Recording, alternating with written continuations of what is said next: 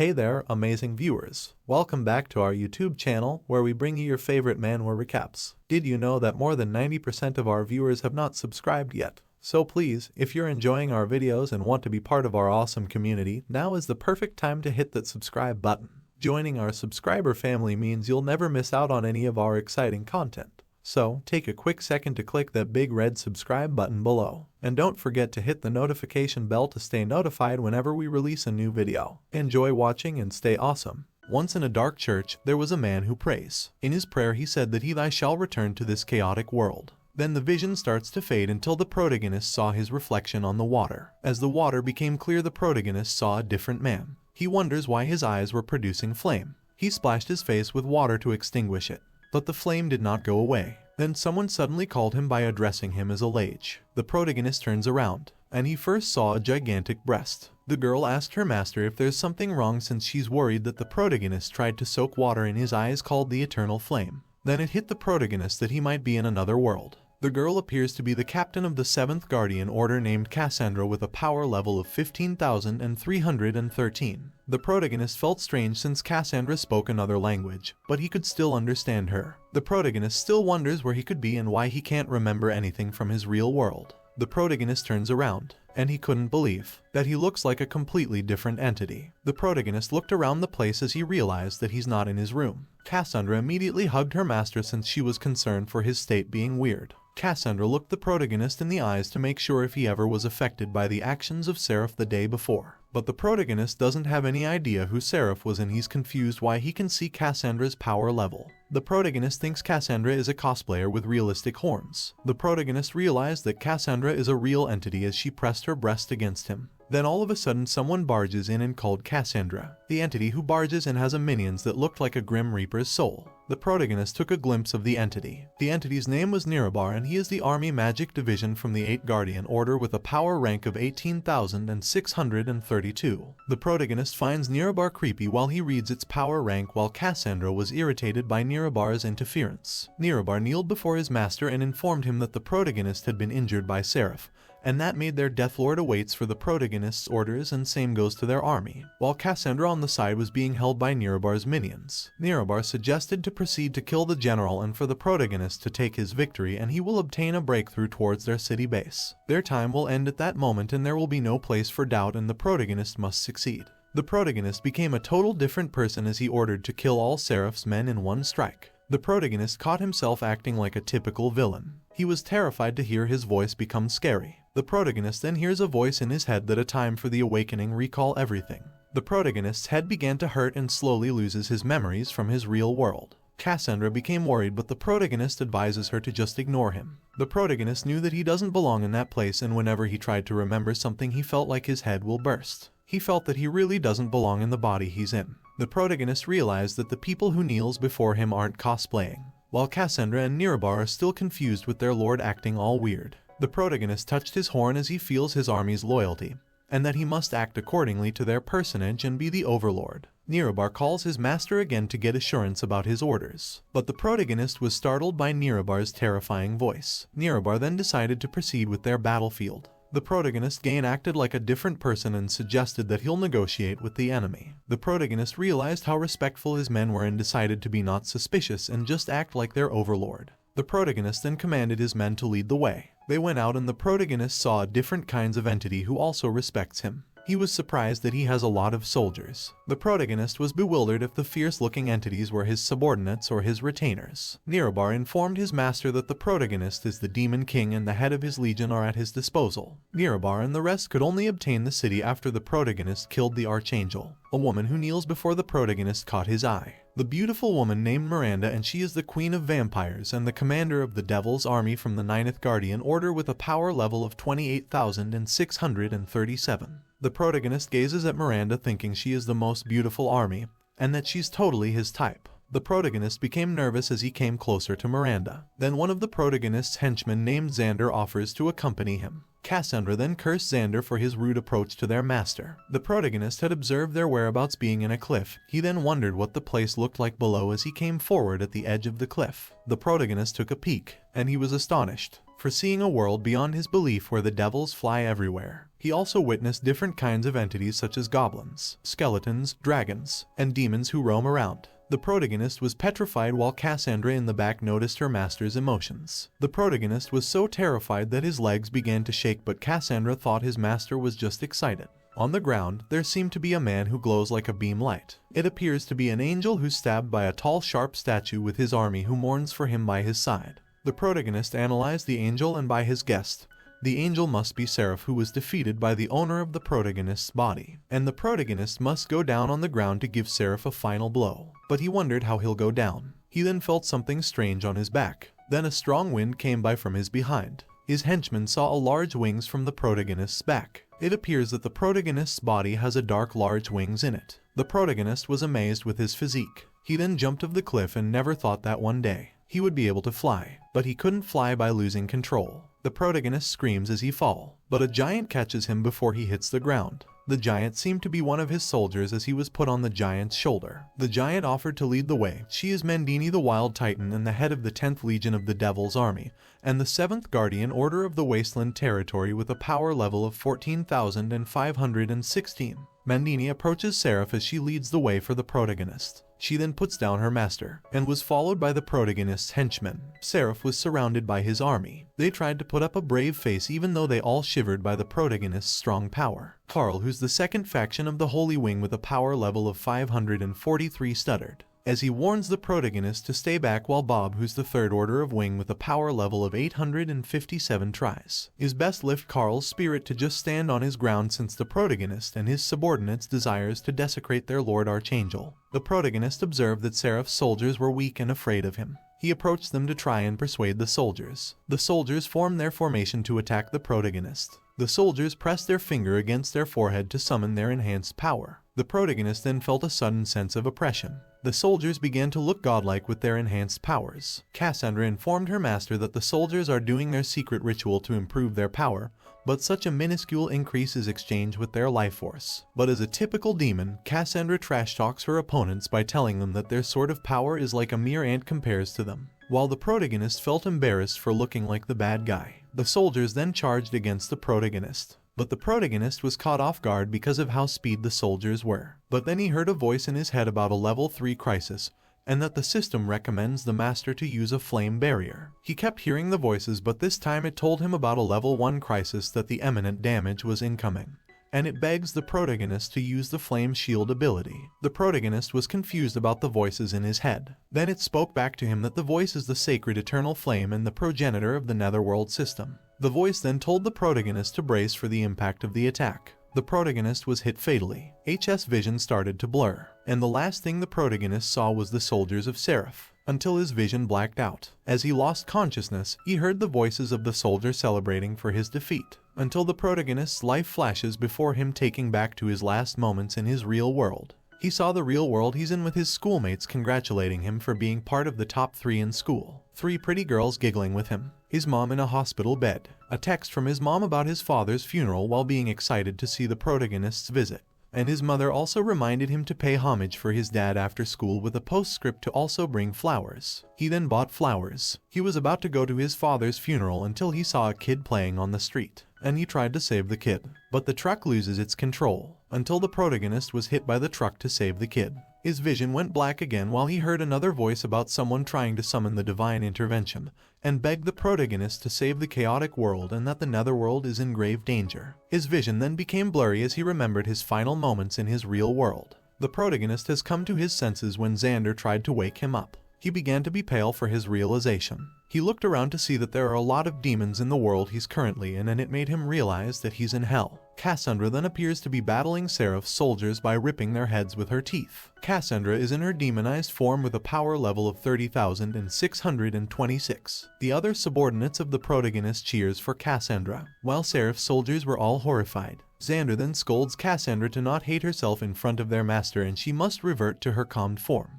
She then realized that she's making a fool out of herself. She transformed back to her calm self, and immediately approaches their overlord. Cassandra was worried about the protagonist's injury that won't stop bleeding, but the protagonist stood up, since he can't feel the pain anymore. He's irritated for his mission to kill the Archangel, but since the protagonist can't kill someone, he ordered Xander to kill the Archangel instead. But of course, Xander is just a subordinate, and by the law he cannot kill the Archangel since the Seraph has been shrouded with the spirit of two gods. And the only entity who's capable of killing the Archangel would be the protagonist. And for the others, they will turn into ashes even if they only attempt to touch the Seraph. The protagonist realized that he might have no choice since the real owner of the body seemed to be that powerful. He then approached the Seraph. He sensed that the Archangel has a pretty high power level. The protagonist was nervous as he slowly approached the Seraph since he really doesn't want to kill it, but he's left with no other choice. Then Seraph woke up and called the protagonist. It revealed the name of the Overlord, which was Sebastian. Seraph is an Archangel of the Hollywing Empire with a power level of 36,472. Sebastian hears out Seraph to gain more information about the world.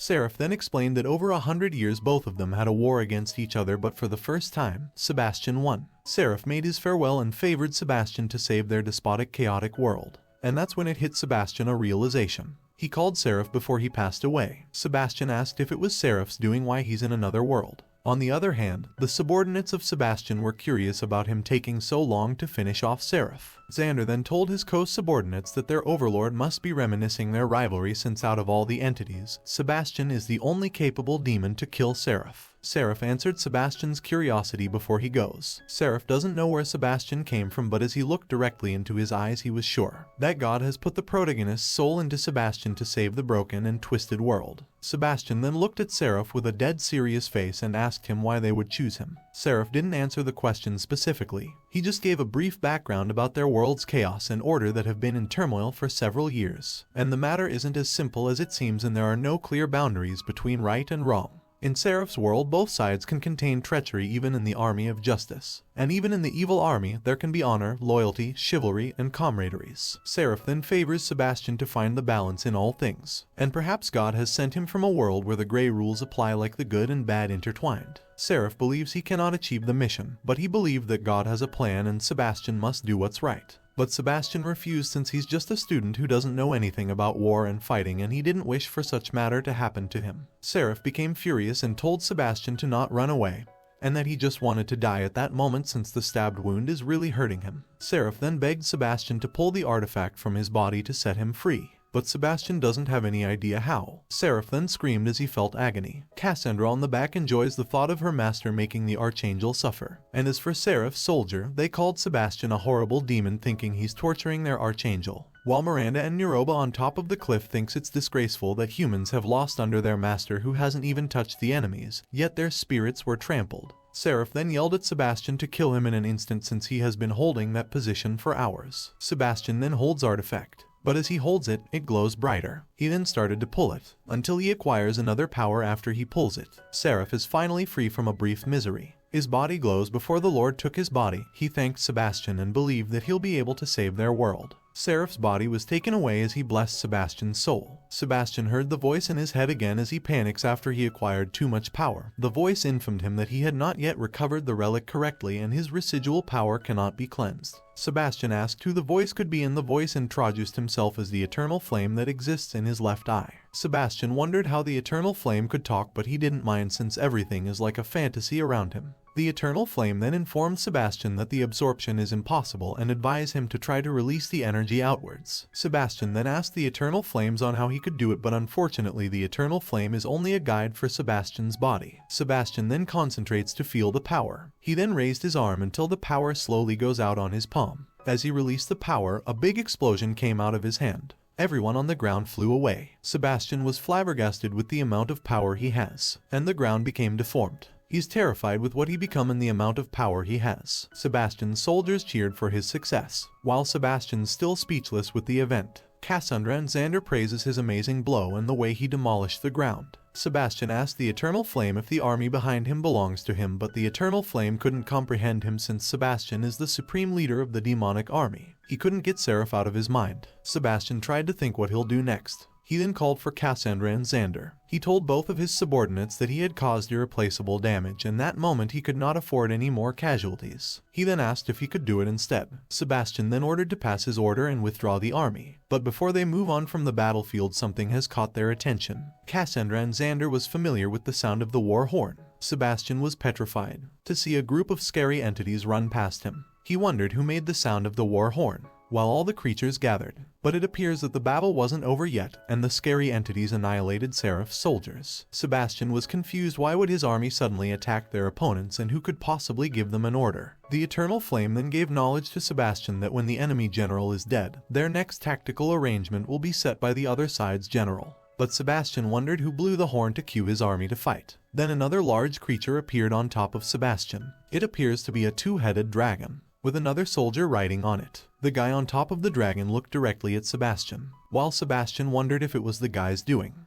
The war is finally over and the aftermath resulted to the Hollywing Empire falls down. The demons colonized the humanity. They didn't just take over the place, but they also committed a genocide. Sebastian with his subordinates roams around the fallen city, but Sebastian felt terrible to see corpses around him. Sebastian still thinks of a plan to stop the war, but it's impossible. He realized that reality is far more scarier than he thought, and he regrets for taking it too lightly. Even though Sebastian felt bad, he was sick in the guts to see a rotten dead body. Nirabar was concerned for Sebastian, who almost threw up. But Sebastian told Nirabar to not mind since his body seemed to lurch from discomfort from all the dead bodies as he felt pity for their morals. But Cassandra made it worse by reminding Sebastian about all his inhumane actions in the past, such as executing 3,000 prisoners at one single blow by cutting, hanged in front of their respectful cities, and feed the dead bodies to bird. Cassandra believes that the Gores shouldn't bother her master since it's just like their usual day. Sebastian was grossed out. As they walked, there was a human running for his life. He was being chased by a large bird, while Sebastian's soldier sees it as an enjoyment. The bird caught the man and catches him with its sharp claws. The soldiers were laughing to see the man suffer, but the man begged the bird to not kill him.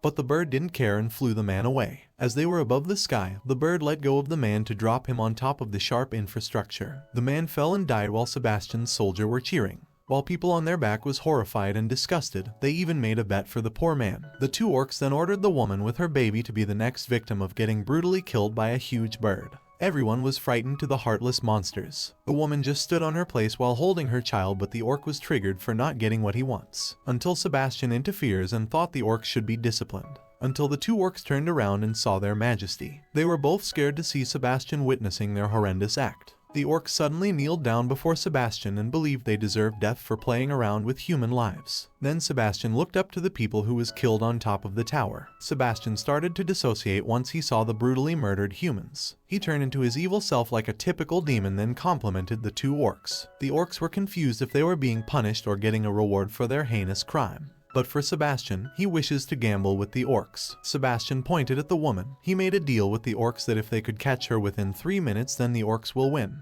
But the orcs thought their majesty was toying with them since they are much aware that a human's strength is no match to a demon's like them. But Sebastian proposed that if they could catch and annihilate the woman, they'll receive money. The orcs accepted the challenge while the woman and her son kept crying for using them as a toy. Sebastian didn't react despite how horrible they were. Then Sebastian calls for Cassandra. He favors her to help him win the bet using Cassandra's glamour magic. Nirabar was weirded out for seeing Sebastian wrapping his arms around Cassandra. The bet started and Sebastian ordered the woman to start running. The woman didn't move, but her son defended her from the demons. Sebastian glares, and with his scary looks, he told the child if the woman didn't run, then he'll kill her immediately. Both the woman and her son was terrified. Having no choice, the woman went along with Sebastian's order, leaving her son behind. She tries her best to run while fear was all over her body, while Cassandra uses her glamour magic to the woman. Sebastian thinks it was an excellent timing while the woman sprints. The orcs started chasing the woman. They were so close on capturing her, while the humans on the side believes that the woman has no chance of escaping and they'll die soon by the hands of the demon. But the son was the only one cheering for the woman to run as fast as she could. Cassandra activated her magic against the woman who was sprinting. The woman starts to run abnormally since she was being manipulated by Cassandra's magic. The woman hops and made it difficult for the orcs to capture her. The people were all shocked to see a human sprinting so fast, while the orcs has no idea that the woman was just being controlled by Cassandra's magic. Sebastian even tries to tease the orcs that their time was running out, while the woman smiles as she runs. On the other hand, the son was coaching his mother and calls her out to look up. The woman looks up with a silhouette of the bird covers her. The bird tried to capture her but failed. The woman did a backflip and dodged the bird from its behind. But from the woman's behind was the two orcs. They thought they finally had a chance to capture her. But the woman jumped in swirls in between them. The orcs failed to capture her again. But unfortunately for the orcs, they were hit by the big bird. That made them flew away while the woman was still running freely. The big bird targeted the woman, but thankfully she was being controlled by Cassandra's magic to order the bird to go away. The bird was frightened and decided to fly away.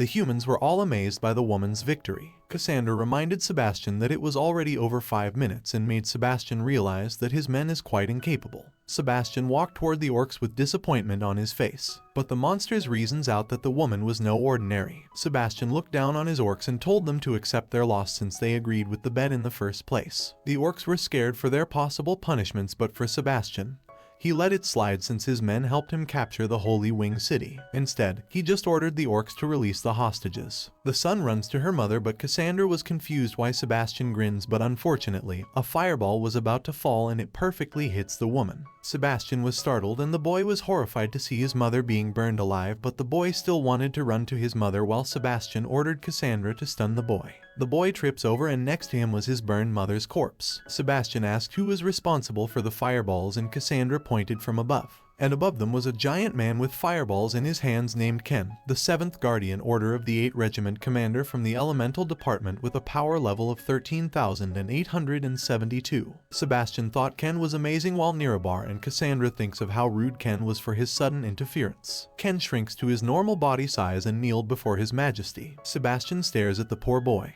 He was mad and offended at Ken for disturbing his toys. But Ken explained himself that he was just chasing a fugitive and happened to meet Sebastian halfway through, but unfortunately one of his fireballs slipped out and killed the woman. Ken snaps his fingers and told Sebastian to observe him. The humans were all lit on fire being burned alive, but for Ken, the humans were an eyesore to him. The humans were suffering in pain while Cassandra thought it was cool to see the people suffer. Sebastian was irritated to see Cassandra happy, but Ken still won't stop with his disrespect by low-key humiliating Sebastian that he has been sympathizing with humans. Sebastian ordered Ken to stop with his mocking, but Ken was being a brat and attempted to burn the boy. The fireball was about to hit the kid, but Sebastian catches it to save the boy. Sebastian felt the pain on his hand. Then Cassandra held Sebastian's hand to use her healing magic to his burned hand. Cassandra was curious about why would someone like Sebastian would feel in pain to a small fireball. She assumed that maybe he was sick, but Ken was smart and had his suspicion rose. He remembered a moment during their war against the angels that Sebastian was easily scathed from one of the weak opponents. Ken calls out Sebastian and asked if his hand was hurt. He wondered if it would make any sense since Sebastian was born to be one of the strongest mage. Then Ken brought out his power and informed Sebastian that he has been upgrading his power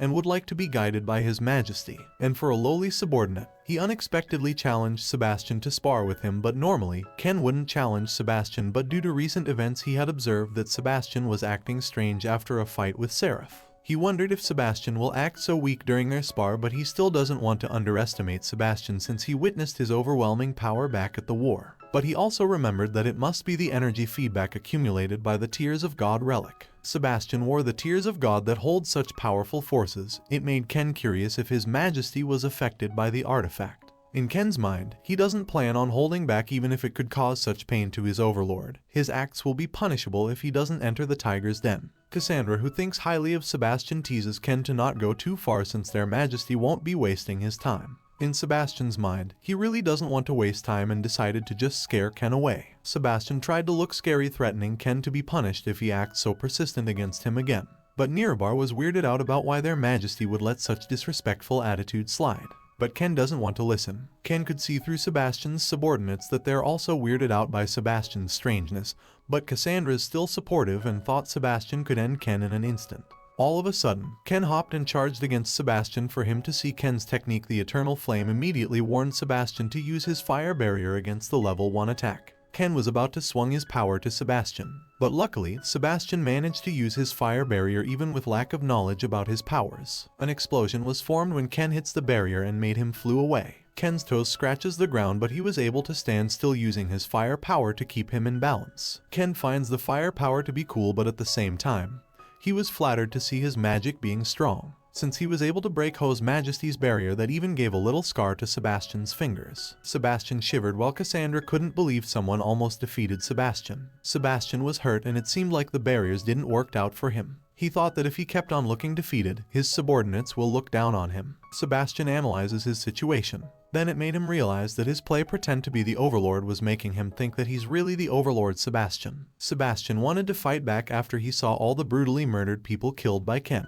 Sebastian decided to talk with Eternal Flame. He informed the Eternal Flame that he has amnesia. He favors the Eternal Flame to teach him all the magic he had learned over the years. The Eternal Flame followed his orders and brought out a blue portal in front of Sebastian. And suddenly, Sebastian was like in the galaxy. He was astonished by the view. Sebastian saw a lot of dots connecting to each other. The Eternal Flame told Sebastian that they are currently in the vast netherworld where there are many types of energy forces. The Eternal Flame also mentioned that those who can transcend ordinary creatures to perceive the energy of all things are called synesthesia, and the energy they perceive and gain knowledge from understanding everything came from the netherworld. But in Eternal Flame's theory, a person who has synesthesia has a higher nether power level. And naturally, the higher level means stronger, and in order to heighten one's ability in the projected strength using synesthesia, the netherworld energy or Makai energy is divided into 6 major departments. The first one is the cosmic energy, which was ordinary. Second is the Gaia energy, also ordinary. Third is the chaos energy, also ordinary. Fourth is the elemental energy, again another ordinary. And the fifth is the death energy, which was rare, and same goes to sixth one, which was also rare, the psycho energy. The Eternal Flame told Sebastian that if someone achieved synesthesia can only master a handful of abilities. But for Sebastian, he can perceive the power of chaos, elemental, death, and psycho magic. It was a blessing for Sebastian to be gifted by such power, but in Sebastian's case, he needed to learn how to use the power and not to learn its history until he was caught off guard and was hit by another flame ball. Sebastian flies from the powerful attack. Nirabar and Cassandra was shocked to see their master being scathed. But for Ken, he ponders why would Sebastian doesn't want to fight back. Ken finally realized that his master had become weak. Cassandra wanted to help Sebastian so bad, but she was stopped by Nirabar. Nirabar also noticed that their majesty had been acting strange lately, although he wanted to help, but he can't let his master's reputation be tarnished. Sebastian was hurt by the extreme attack. Then Sebastian saw a glowing light on top of him. The Eternal Flame informed him that it was one of his many passive skills called the Arcane Healing Flesh. As long as it came from Sebastian's magic damage source, the Arcane Flesh will help slowly. But Ken doesn't hold back and attempted to attack again in an instant with intention to kill his master. Ken was finally getting into Sebastian's nerves. Sebastian uses his flame barrier again.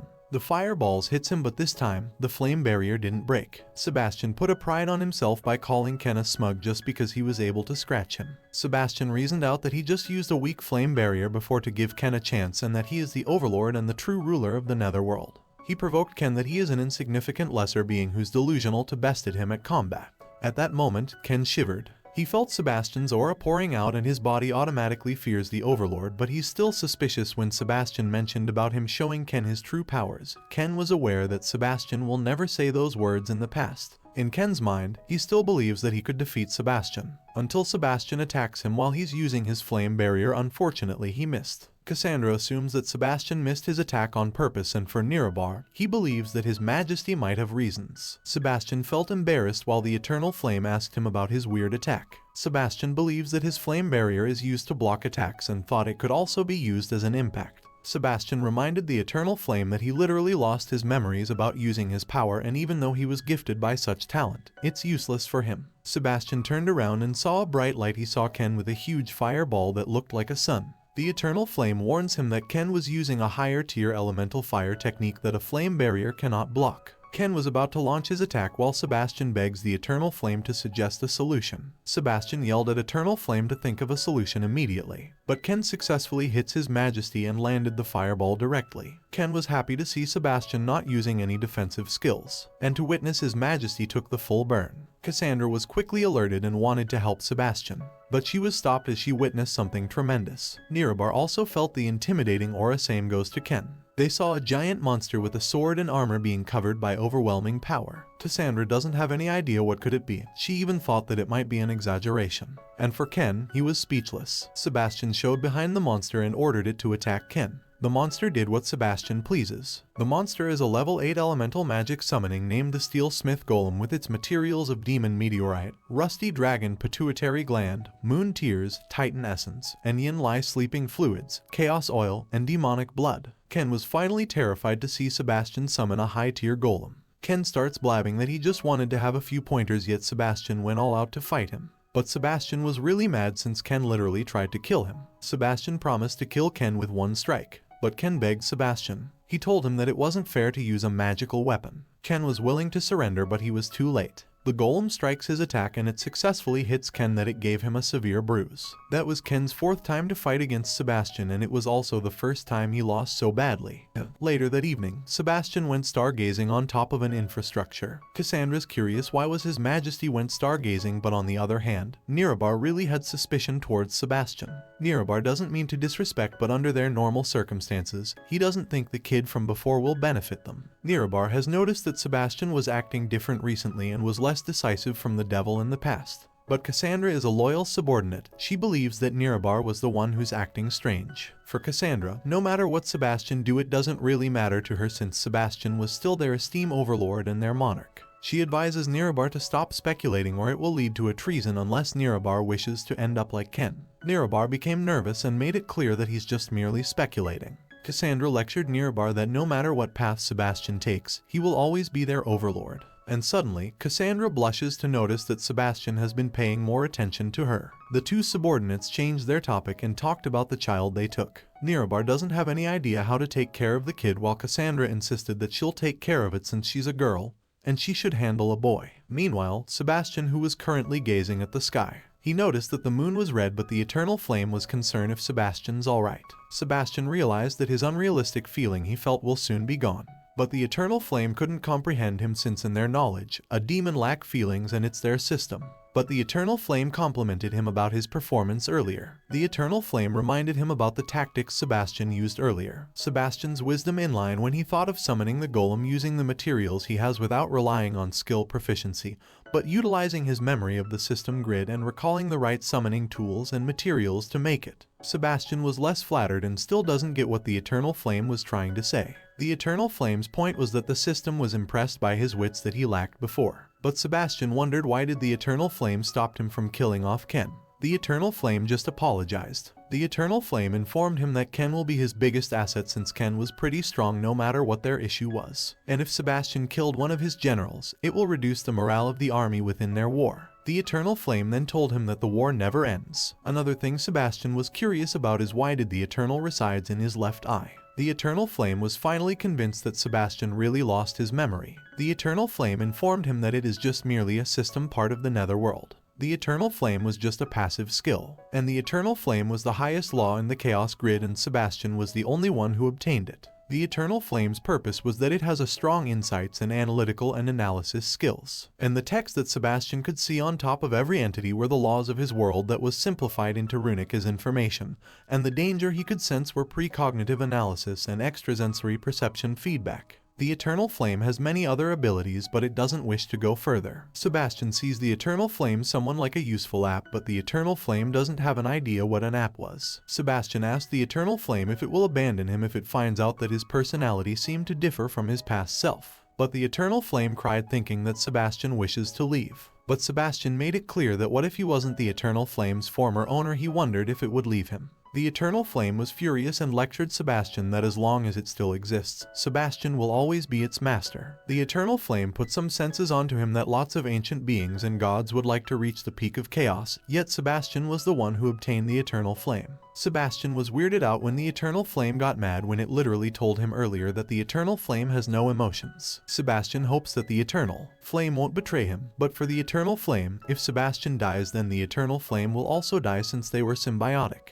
They were both the embodiment of chaos. Sebastian got some senses when he heard the word chaos, because the first time Sebastian came to the fantasy world, everything was full of unknown and mystery for him. But despite being in a chaotic world, he's glad that he has a loyal companion beside him. Until his memory went on a flashback when he saw his mother and his life as Zhu Ruofeng being a student. Sebastian felt a little sad when he missed his past life. He wondered if there's something he could do to go back to his world. Sebastian took a deep breath as he accepted his fate with zero possibility of going back. Sebastian decided to continue with his play, pretend being the Overlord. Later that night, there was a group of people being held captive. The humans were all tied and was about to be beheaded. and a mysterious man walks in who seemed to desire on killing the people. One of the victims was Anthony St. Base, a Wing City officer government who's in a Tier 5 cosmic department with a power level of 7,832. The humans were degraded when the long-haired elf approached them and thought how deplorable and weak was the heroes of Wing City. He didn't stop with his teasing about the humans' defeat when the Seraph was attacked, and they all worked hard.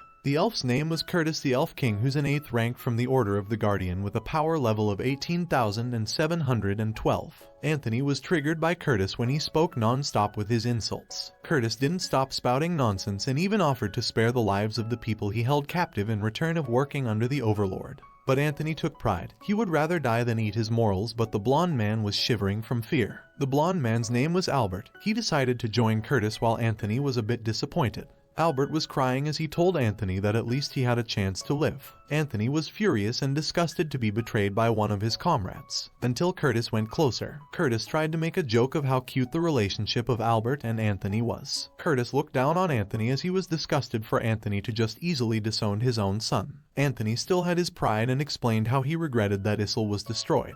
Anthony wished to kill Curtis back then. Curtis kept his words and spare Albert's life, and for those who refused Curtis's offer will be killed since Curtis doesn't need a prisoner. But Xander interfered. Xander Blaskage is the head of the 9th Regiment of the Devil Army, who's also a 7th rank from the Guardian of Order. He remembered that handling many captives should be the Overlord to decide whether they should be killed or not. But one of Curtis's underlings warned Xander to not provoke a lunatic like Curtis and for him to suffer the might of their Overlord. But Xander didn't fear anything since he's aware that he's right. Curtis called out Xander to be a human sympathizer and a traitor to their army. Curtis looked down on Xander and told him to know his place as an inferior human. Xander was annoyed, but he didn't choose to provoke more. He warned Curtis that he should have listened to him instead. Curtis reminded Xander how they paved the way for their recent battle as a vanguard. Curtis's army of elves and dragons. Before the war, he was ahead of the battle before Sebastian entered the fray. The conversation between Curtis and Xander became more tense, while Xander also reminded Curtis that the war was over and that his status was now equal to Curtis and he was just being loyal to his majesty. Until Xander became fully provoked to battle with Curtis. He challenged Curtis to come at him if Curtis wishes to disobey Sebastian. Curtis had all of his overwhelming power and craved to finish off Xander. Curtis still think that Xander defied the military order in order to protect the humans. Curtis declared to punish Xander personally. Curtis brought out his power, and same goes to Xander to start their battle. Curtis's underling was pretty afraid for Xander's situation, knowing how powerful Curtis was. While Xander doesn't hold back in the name of his loyalty to his majesty. Both Curtis and Xander was so pumped up until someone stopped their fight. The two was caught off guard by their recklessness. It was Sebastian with Nirabar and Cassandra who entered between their bad blood. Curtis kneeled before Sebastian, and same goes to Curtis's underling and Xander to show respect. The fight between Xander and Curtis was swoop under the rug when the army congratulates Sebastian for his victory. While Sebastian walked past, his eyes caught the humans being held captive. Anthony yelled Sebastian's name out of anger and even told him to fornicate himself. In Sebastian's mind, he was a bit terrified to see the humans hating on him and wondered if he ever offended Anthony before. Meanwhile, Curtis still has his overwhelming aura when he asked Sebastian about his arrival. But for Sebastian, he was familiarized with Curtis's presence. Curtis was the one who ordered the siege and started a war horn for Sebastian. Sebastian believes that Curtis was responsible why many human lives had lost. Since then, Sebastian was cautious around Curtis. But in Curtis's mind, he can sense Sebastian being uncomfortable. He could tell that something was off. Sebastian, still terrified, that he asked Eternal Flame about Curtis's information. Eternal Flame responded that Curtis was Sebastian's 13th Devil Generals that was part of his Order of Guardians. Curtis is a powerful, menacing person with the military backing off Curtis's clan. Sebastian asked the Eternal Flame if Curtis was someone who's loyal to him. But the Eternal Flame couldn't decipher what Sebastian just asked while he's at a terrifying situation of facing Curtis. Sebastian just walked past by Curtis while he warned him to not interfere into his business again. Sebastian talked like a fearless man, but deep down he was extremely nervous. Until Curtis saw Nirabar carrying a child. Curtis was disgusted to see his comrade carrying a human being. Nirabar felt a little embarrassed to be judged, but Cassandra defended him that it was their Majesty's orders and they do not wish to be asked again. Curtis swore that he'll soon tear Cassandra apart with his bare hands, while Sebastian observes them and realized that his subordinates feared Curtis as well. Xander called his majesty as Sebastian looked back. Eternal Flame informed him that Sebastian was also one of the 13th generals, but he doesn't lead any military power. Xander was also one of the human orphans Sebastian adopted during a war. The Eternal Flame assures Sebastian that Xander is very loyal. The next entity the Eternal Flame introduced was the one who acted like Curtis's underling. His name was Bandikazer de Sorza, who used to be called Iron Bucket. Bandikazer is a loyal Nerubian warrior and also part of Sebastian's 13 generals. Bandikazer is a rare species of his kind but one of the strongest Earth synesthesia. Bandikazer made his name short and he goes by Drum from then on. He has a power level of 16,818. Sebastian made a joke about how profitable his business could be, but Eternal Flame couldn't understand his human humor. Sebastian then asked if he had other generals aside from the 13th generals. And that's when Eternal Flame introduced their team's illusionist, who's head of the 7th Regiment. The clown-looking guy is a rare unit in Sebastian's ranks. He's a psychosis expert synesthesia. His name was G9, the 10th strongest demon in Sebastian's rankings with a power level of 15,364. The Eternal Flame carries on to introduce more subordinates to Sebastian. The next one it introduced was a huge bug Sebastian saw on top of the building. The huge bug was a part of a special swarm of bugs that Sebastian captured years ago. The swarm was a strong component. The huge bug's name was Radix. Radix is part of Sebastian's demon army, leader of the 6th Regiment and a strong life synesthesia. But unluckily, Radix lacked intelligence and only follows the strong. But despite his flaw, Radix's lethality in the battlefield was no joke. His power level amounted 13,210. The next one it introduced was Mauking, who's an evil treant. The Demon King of the Nether Forest, leader of the 3rd Regiment and currently on level 8 rank life synesthesia with a power level of 17,365. Mauking is one of Sebastian's wisest, oldest, and first followers. Mauking followed Sebastian as soon as he built his own army. He has an equal power to Curtis, but the Eternal Flame was positive that Mauking is also loyal to Sebastian. Sebastian and the Eternal Flame walks by while the Eternal Flame introduces more of Sebastian's underlings. First was Mandini, who's head of the 10th Army, but she couldn't get in the castle since she's a Titan. And the last one was Ken, the Sebastian beats almost to death, who's still unconscious. While Sebastian was busy to get to know his people, Nirabar asked a favor to Mauking to take care of the child for a while since Sebastian has a plan for the boy. Mauking didn't refuse the favor since he's doing it for his majesty. But once Mauking got the child, Nirabar and Cassandra left immediately. Sebastian went to a throne who originally belonged to Anthony to use for important meetings, but recently, Sebastian's now the owner of the throne. But in Sebastian's mind, he felt like he's going to humiliate Anthony for sitting on the throne to judge him. But the Eternal Flame made sure Sebastian's at ease. After all, Sebastian's the Overlord. Sebastian felt a little weird to order everyone to get up, but at the same time he felt like a real emperor. Everyone obeyed until a sharp sword was thrown, but Curtis luckily dodged it. The sword's speed was very fast that everyone's vision became dizzy. The sword was being directly thrown at Sebastian. Cassandra tried to block the sword but failed, and luckily for Sebastian, it only damaged his hair and not his head.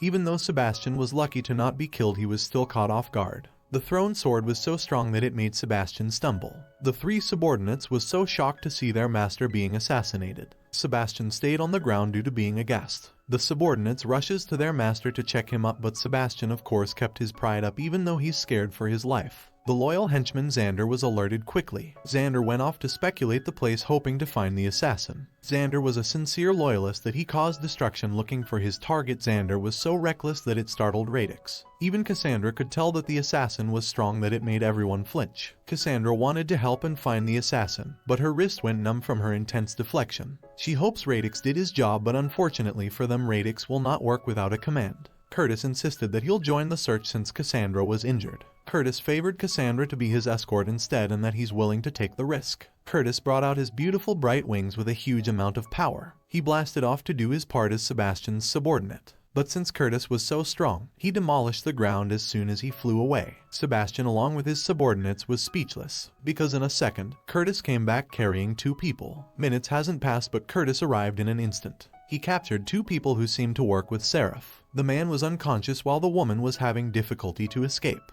Anthony recognized the woman named Deloitte and was worried for her state. Xander interfered and told Sebastian that he already caught the 2 suspects, but Curtis was being a kiss-ass and swooped in. Curtis explained himself that his help made the job easier. Cassandra ordered Curtis and Xander to shut their mouth for Sebastian to decide the fate of the 2 assassins. Curtis brought down the suspects so harshly. Deloitte still has her conscience, unlike her partner. Deloitte Saint Basilica is a Saint Virgin of the 3rd Order of the Wing. She's a cosmic synesthesia who ranked 3rd with a power level of 3,974. Deloitte was anxious, but for Sebastian, he felt conscious to see a pretty cute girl being mad at him. Until a loud slap was heard in the room.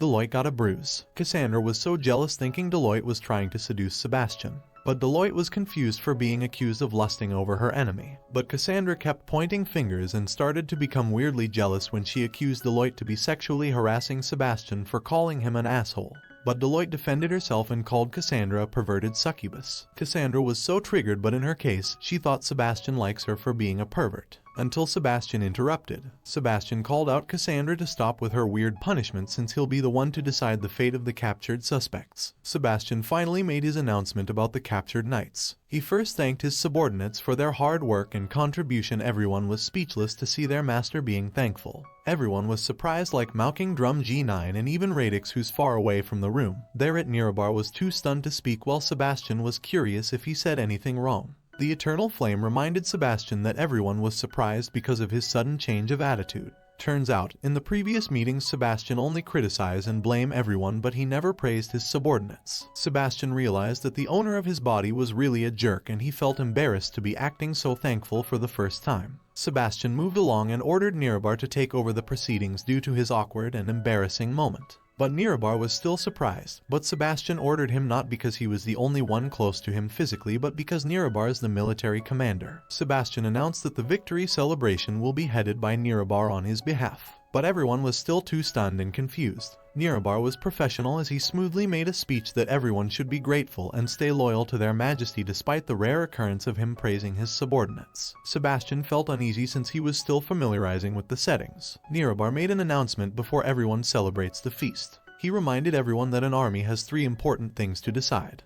The first one was how they'd deal with their captives, second was how they would deal with the governance in the Wing City, but the last one was a bit undecided for Nirabar for their armies that was roaming around the city.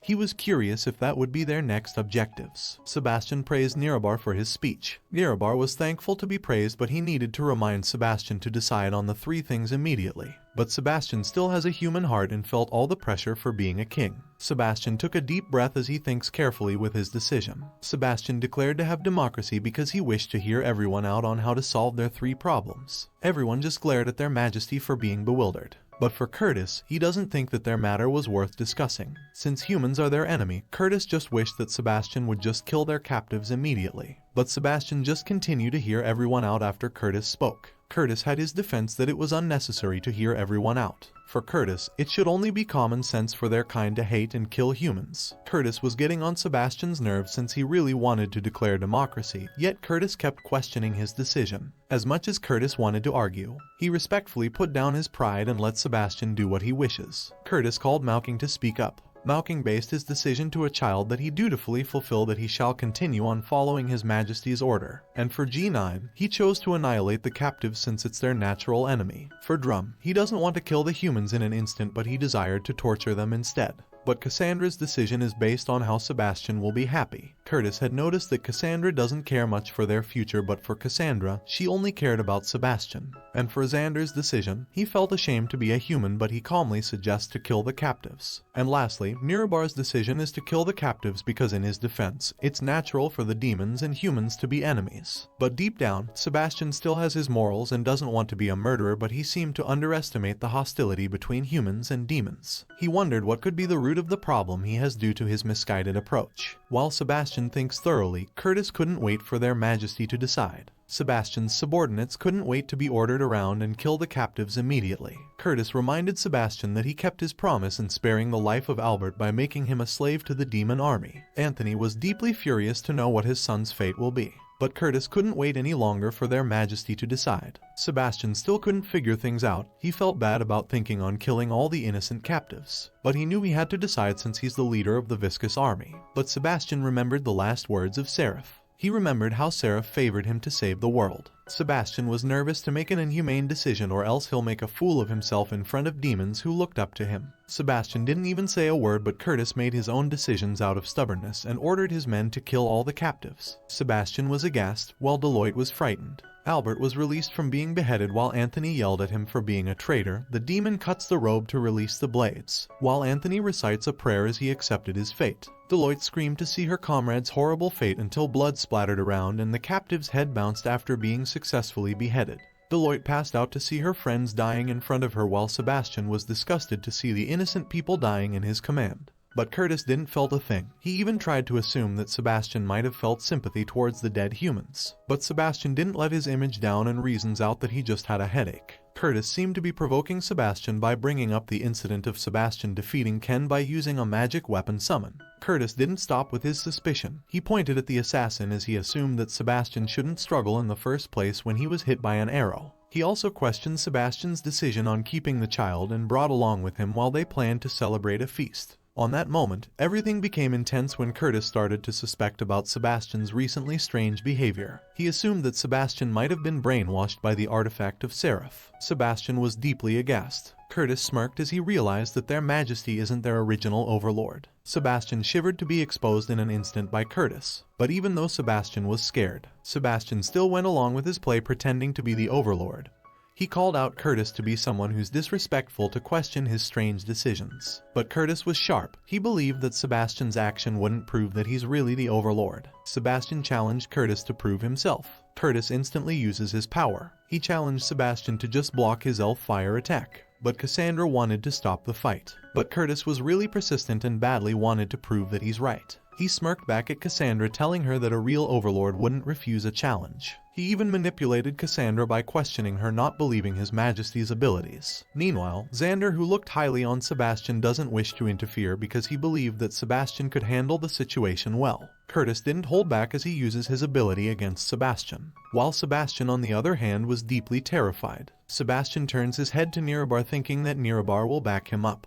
But for Nirabar, everyone who's under Sebastian really looked up to him. They all believe that Sebastian's someone who doesn't play easy. Sebastian's last hope was to ask the Eternal Flame if he could handle Curtis's attack. But the response of the Eternal Flame was that even if Sebastian uses the flame barrier, it will be ineffective, and he'll die in an instant. Sebastian was terrified of Curtis being serious on killing him off. Curtis released his tremendous power, while Sebastian flinched as he was trying to protect himself. Sebastian accepted his fate at that moment until one of his underlings arrived, and stood in front of Sebastian to block Curtis' attack. Curtis was startled to see someone protecting their majesty. The woman with red smokes around her wanted to stop the fight and scolded Curtis for using the elf fire magic on Sebastian. The woman in front of Sebastian was Miranda, the Queen of Vampires, who's in a 9th rank from the Chaos Energy with a power level of 28,637. Miranda was infuriated with Curtis being egoistic and reckless. Curtis was a bit intimidated by Miranda, but he was also a bit disappointed that Miranda couldn't see the real nature of Sebastian. While another messy situation had occurred, Sebastian asked Eternal Flame if Miranda's loyal to him. The Eternal Flame was positive that Miranda is a reliable subordinate. The Eternal Flame gave Sebastian a brief background of his relationship with Miranda. Miranda and Sebastian have been working together for more than 100 years, that the two of them established the Devil Army together. Miranda is the strongest demon queen under Sebastian, who's also very faithful. And out of the 13 ranks, Miranda was undefeated, but she's also someone who's willing to assist Sebastian since the beginning. Sebastian felt a little off with his chemistry with Miranda, that he asked the Eternal Flame if Miranda was ever his love interest. But the Eternal Flame doesn't want to comment on Sebastian's private life matters. Miranda's the only one who stood up for Sebastian at that moment. Miranda's loyalty was unquestionable. The intimidating aura of Curtis slowly fades once Miranda appeared in front of him. Xander on the back hoped that Curtis isn't an idiot enough to fight a strong entity like Miranda. But Cassandra, who has a deep infatuation to Sebastian, also wanted to help, but unfortunately she have already used up her demonization form and believed that Miranda's the only capable of stopping Curtis from being a menace. Sebastian stopped the argument between Miranda and Curtis and kept on acting like a mighty king. He briefly explained that Curtis was just acting the way he is due to having doubts after Sebastian successfully defeated Seraph. Sebastian puts a pride on himself that he will never refuse a challenge from his own subordinates, no matter their ranks was. But deep down Sebastian felt an ick for lying too much. Sebastian stood up as he lectures his subordinates, and even called out Curtis for being too childish. Curtis was triggered like he was being teased. Miranda apologized for being reckless. She went on her knees to pay respect to Sebastian. Miranda heartfully told Sebastian that capturing the holy city was all that mattered, and that they'll abide Sebastian's decision, until Xander and Cassandra went along with Miranda to pay respect. Next one was Nirabar, and the rest of the subordinates who's very loyal to Sebastian. Everyone at that room paid their respect for their majesty, but the only one standing up was Curtis, who kept on being a bratty menace. Miranda glared at Curtis for not kneeling. After Miranda scolded him, Curtis immediately kneeled and told everyone that he no longer doubted his majesty. In Sebastian's mind, he praised Miranda for de-escalating the situation on the field on her own. After all the ruckus, Sebastian decided to give everyone a speech. He told everyone that they've been killing humans over and over again for being hostile against their existence. He then asked everyone about the point of killing humans, or did they just wanted to assert dominance to humanity. Cassandra and Miranda just took a glance to listen to Sebastian's speech, while Curtis was a bloodthirsty maniac who would rather kill and enslave every human since he believed that their existence was to be a tool to wipe out the humanity. Sebastian told Curtis that he was wrong, and if they kept oppressing the humanity, the more the humans will retaliate them, and that no amount of fear and intimidation will stop the humans from coming after the demons. Curtis sarcastically replied to hear out Sebastian's insights. While Curtis tried to look like a demon with strong personality, his response became humane by telling everyone that a real power has something to do with one's ability to influence the hearts and minds of others, and that the key to winning the war was by conquering the hearts of humanity. Everyone was confused with Sebastian's heartwarming speech. Nirabar asked Sebastian about his speech. Sebastian replied that he just thought of it in an instant, but the truth is, he just copied the speech he learned from his real world in history class. After a while, Sebastian explained his speech to his subordinates. Nirabar was astonished with the speech and thought the meaning of it was enslaving the human hearts and minds. Same goes to Miranda. She thought the idea was illogical yet profound. Curtis was still trying to function his head to understand the speech, while Drum and G9 still has no idea.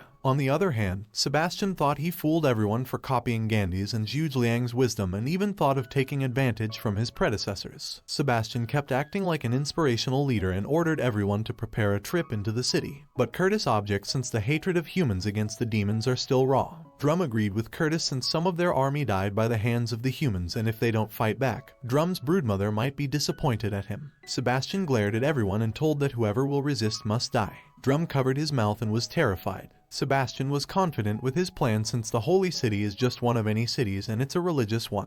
But he's okay with his plan since the Holy City still has facets of power elsewhere. Sebastian gave another words of wisdom by telling everyone that if they know the enemy, and know themselves, they will not fear the result of 100 battles. Everyone was deeply confused. Sebastian explained his wisdom again that if they wish to defeat the enemy, then they must understand their opponents, such as their values, fears, their aspirations, and their desperations. He asked everyone if ever they thought that humans might have a different ideology, like a different reaction to justice and honor, since the humans have their beliefs and emotions that work differently from the demons. Sebastian then gave a lecture about humans. Despite having a short lives, they still possess ingenuity, wisdom written in books, to be passed down to the next generation. Everyone kept their attention to Sebastian's speech while Sebastian was pointing out the books that was a key to the culture of humanity. He ordered everyone to destroy the humanity's heritage and wisdom by coming at the books, and it will destroy the chances of humanity. Sebastian still tried to fool everyone by convincing them that when they cut the humanity's knowledge, it'll be equivalent to cutting their lives. And instead, Sebastian suggested that they shall assimilate the process and study the human knowledge so the humanity's golden age will come to an end. Sebastian convinced everyone that his plan will bring down civilization. Everyone was totally convinced, and it even made them speechless with Sebastian's plan. Mouking thought the speech was such an unparalleled wisdom and enviousness. Cassandra agreed with Mouking. Cassandra was totally supportive with Sebastian, while Curtis in the back still doubts everything. In Sebastian's mind, he couldn't believe that his gaslighting worked, but he only needs one more thing to say to hit a home run. Despite everything that Sebastian said, he still believes that humans are not weak and has its own methods of fighting. Sebastian gave his second order that the 2 assassins should be locked up in a room so he could personally interrogate the assassins, and after the interrogation, the assassins will be temporarily placed outside the city with demon guards with them. After Sebastian gave his orders, he adjourned the meeting. Everyone didn't question Sebastian, but Curtis was the only one who could sense that something was fishy. Later that night, still at the Saint Wing Holy City Palace, Sebastian was sightseeing. The scenery of the night and its architecture of the place reminded him of Constantinople from the 12th century, where the site was such a marred by war. The holy city which Sebastian was gazing at was completely destroyed by the demon army in just one day. He knew that it'd be hard to rebuild everything again. In Sebastian's free time, he self-reflects his actions ever since he was reborn in the world and was involved in one incident after another without any break. In his retrospect, Sebastian had made a lot of dumb decisions. But since Sebastian now has some inkling of the world and how its inhabitants reach, it was Sebastian's time to think of his next move. While Sebastian was trying to make a plan, he sensed Eternal Flame to be active. Sebastian wondered if Eternal Flame could read his mind. But Eternal Flame denied the question by telling Sebastian that he doesn't dare to read his mind unless Sebastian has self-marking in his mind. Eternal Flame made it clear that he could only reply if Sebastian asked Eternal Flame in his mind, but of course Eternal Flame could also take the initiative to talk to Sebastian. While the Eternal Flame explains itself, Cassandra appeared on Sebastian's back. Cassandra, who's wearing a bathrobe, prepared a bath for Sebastian. Sebastian blushes to see Cassandra looking pretty in her bathrobe. But in his mind, he asked the Eternal Flame how he could make his wings disappear so he could take a bath. Eternal Flame suggests that Sebastian should relax his mind and think about putting it away in an invisible space behind his back. Sebastian managed to hide his wings and was currently enjoying his relaxing bath. While he was taking a bath, he had observed that his body has some well-developed muscles that has a magical wings and wound recovery. He also noticed that the stab wounds and cuts were already healed, even the lump on his private part. He finds the healing ability to be somewhat majestic, until Sebastian became startled to see Cassandra walks in. Cassandra praises Sebastian for his hard work while looking so seductively. She even offered to be the usual humble, obedient servant who will give service for Sebastian. Cassandra slowly stripped down her bathrobe, while Sebastian starts to have a nosebleed to see a sexy naked lady in front of him. Cassandra was completely naked, while Sebastian couldn't stop blushing. Back to Sebastian's real world, he remembered the 4th time he was watching an adult video, until he was almost caught by his mother. He also remembered the time when he was at school with 2 pretty girls ahead of him. He pervertedly took a peek on the girl's bum. Sebastian remembered how he was just a normal high school boy and at the age where he's supposed to be interested in a woman's body. Back to the present, Sebastian was completely frozen to see Cassandra because in his mind, whenever someone who has the body of a seductress was placed in front of him, his mind will be completely blank. Cassandra flexes her beautiful body while Sebastian couldn't hold on anymore. Cassandra then called out Sebastian, and was wondering why her lead's nose was bleeding. Sebastian made a reason that maybe the air was just too dry, but Cassandra wondered how the air could be dry when they're in a bathroom. Cassandra hugged Sebastian while praising him how handsome he was, but all Sebastian felt was Cassandra's firm chest. Sebastian asked Cassandra about why she would think he's handsome when everyone around thought he was acting so strange. But Cassandra doesn't care, because Cassandra liked Sebastian the way he was, and Cassandra W3AS happy that Sebastian finally noticed her. She thanked Sebastian for allowing her to protect him. While Cassandra was showing her gratitude, Sebastian was cursing the old Sebastian for not being thankful that he has Cassandra. Cassandra slowly kisses Sebastian, while Sebastian realized that Cassandra has a fond feeling for him like a fangirl looking at her idol. Sebastian could relate to the one-sided love like his situation with Cassandra. While Cassandra looked directly at Sebastian with submissive eyes, Sebastian couldn't stand the situation.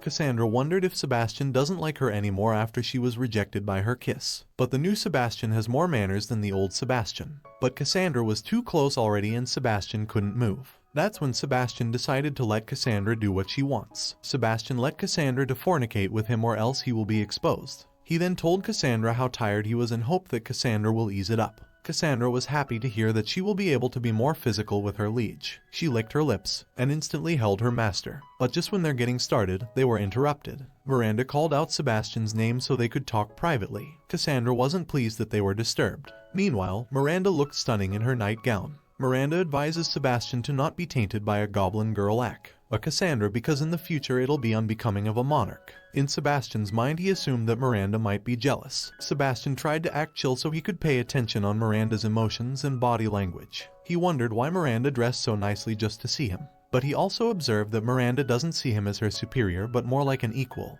He noticed that Miranda's a powerful woman who's straightforward as well. Sebastian thought that maybe his relationship with Miranda isn't normal, but Miranda actually visited Sebastian's room to make a comment on his performance earlier. Miranda thinks that Sebastian made a wonderful job. Sebastian felt his heartbeat raising. He coughed awkwardly for being flattered. Miranda became more personal as she mentioned that they have been each other's throat for several decades. But Miranda have always been supportive from the front lines and agreed with Sebastian's every decision. In Miranda's heart, she hoped that Sebastian will eventually achieve his goal. But Sebastian doesn't know the real goal of his old self that he asked Eternal Flame on what could it be. But Eternal Flame also doesn't have any idea. Miranda gazes at the sky while telling Sebastian to conquer the nether world. Miranda seemed to be mesmerized while telling Sebastian all the dreams they wanted to achieve. But for Miranda, her goal was to help Sebastian to achieve his dreams, but in the past, the old Sebastian was too focused on himself for trying to increase his own individual strength. Back then, Sebastian had turned to the path of the Shira, not of a monarch.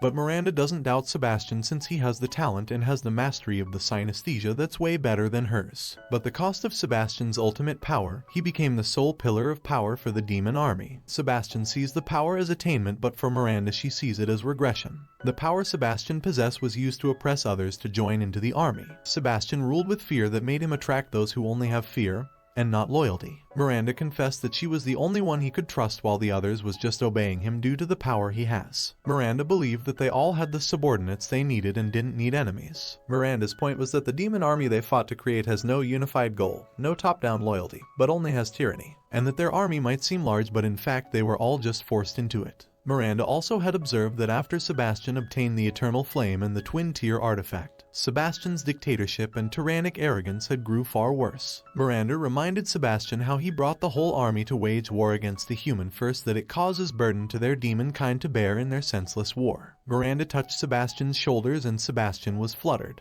Miranda warned Sebastian that in case the war fails then their whole army might collapse. She alerted Sebastian before that the unified army could not rely on a single strength, nor could the country rely on a single force. But back then Sebastian refused to listen to her to the point that they had an argument and made their relationship to be distant. Miranda confessed how broken she was because of Sebastian going astray day by day. Sebastian was speechless since he has no idea about his old self. Miranda had observed Sebastian's recent action on their meeting earlier and thought that Sebastian gave a better 20 times performance. But Miranda also noticed that Sebastian has a slight of immaturity in his actions before that made her surprised. Sebastian realized that Miranda didn't came to see him to seduce him but to tell him about his early performance. Sebastian's reason was that he had a lot of things in his mind lately and would like to prove himself. He favored Miranda to help him with his next move on leading and stabilizing the army and the 13th Guardian Order. Miranda was touched to see Sebastian being straightforward. Sebastian wishes that Miranda could be his proxy. He then informed Miranda that he had ordered a ceasefire all over the city, but he thought that his subordinates might see him as a fool,